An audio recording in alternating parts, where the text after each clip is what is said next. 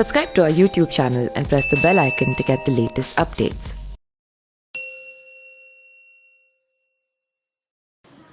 ज्योतिरादित्य सिंधिया के साथ बीजेपी में शामिल हुए पूर्व विधायकों के लिए कोरोना वायरस कई मायनों में घातक सिद्ध हुआ है। उनके मंत्री बनने की संभावनाएं तो निश्चित रूप से इससे प्रभावित हुई है।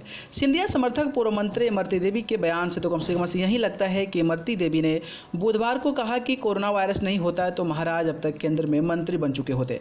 उन्होंने कमलनाथ सरकार में मंत्री रहे सभी पूर्व विधायकों फिर से मंत्री बनने का विश्वास जताया है। इमरती देवी ने वैसे तो कांग्रेस की तथाकथित चिंताओं को कम करने के लिए यह बात कही है, लेकिन कुछ लोग इसे सिंधिया समर्थकों की बीजेपी को उसके वादों को याद दिलाने की कोशिश के रूप में देख रहे हैं।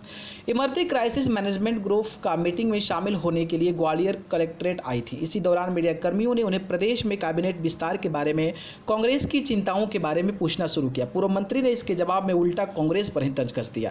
इमरती ने कहा कि सिंधिया जी केंद्र में कब मंत्री बनेंगे, उनके समर्थक विधायक प्रदेश सरकार में मंत्री बनेंगे या नहीं, इसके बारे में हमसे भी ज़्यादा चिंता कांग्रेस पार्टी को है। उन्होंने यह भी दावा किया कि जल्द सिंधिया जी केंद्र में तथा उनके समर्थक पूर्व मंत्री प्रदेश की शिवराज सिंह चौहान सरकार में मंत्री बनेंगे। इमरती देवी ने आगे कहा कि कोरोना संकट नहीं होता तो महाराज अब तक मंत्री बन चुके होते हैं।